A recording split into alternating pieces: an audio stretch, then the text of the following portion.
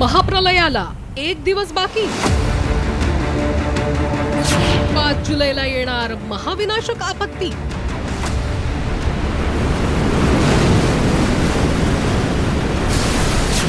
नवीन बाबा वेंगाच्या भविष्यवाणीचा धसका।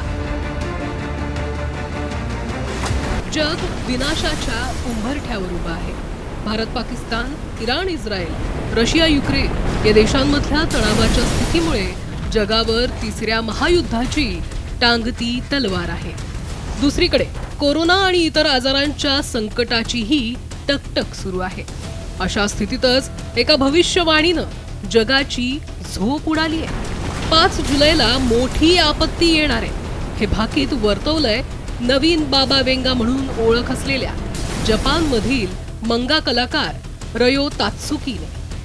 आता 5 जुलैला एकच दिवस बाकी असल्याने जगभरात खळबळ उडाली आहे। मात्र या नव्या बाबा वेंगाच्या खऱ्या ठरलेल्या कोणत्या भविष्यवाणी आहेत पाहूयात। 1995 मध्ये जपानच्या कोबे शहरातील विनाशकारी भूकंपाची भविष्यवाणी, राजकुमारी डायना आणि फ्रेडी मर्क्युरीच्या मृत्यूची घोषणा, 2011 मधील तोहोकू भूकंप आणि त्सुनामीमुळे 22,000 लोकांचा मृत्यू, 2020 मध्ये जगभरात जीवघेण्या विषाणूच्या महामारीची भविष्यवाणी। खरं तर 1911 मध्ये बुल्गारियामध्ये जन्मलेल्या बाबा वेंगा या दृष्टिहीन महिलेची भविष्यवाणी जगात प्रसिद्ध आहे। मात्र तात्सुकीने 1999 मध्ये तिच्या मंगा द फ्युचर आय सॉ यामध्ये 5 जुलैला जपानमध्ये भीषण आपत्ती येण्याची भविष्यवाणी केली आहे।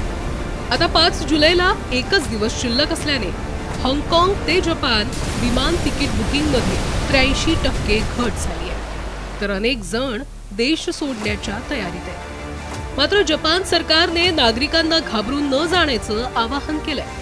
तर दुसरीकडे भारतातही ज्योतिषांनी ग्रहांच्या स्थितीनुसार सावधानतेचा इशारा दिलाय। ग्रहांच्या स्थितीमुळे सावधानतेचा इशारा।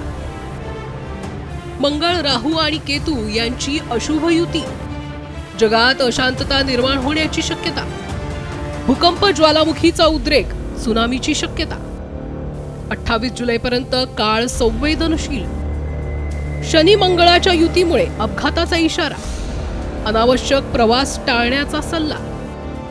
एकूणच या वेगवेगळ्या भाकितांमुळे ऐन पावसाळ्यात जगभरात वातावरण तापलंय, तर भाकितातून व्यक्त केलेलं संकट अवघ्या 1 दिवसावर आल्याची चर्चा आहे।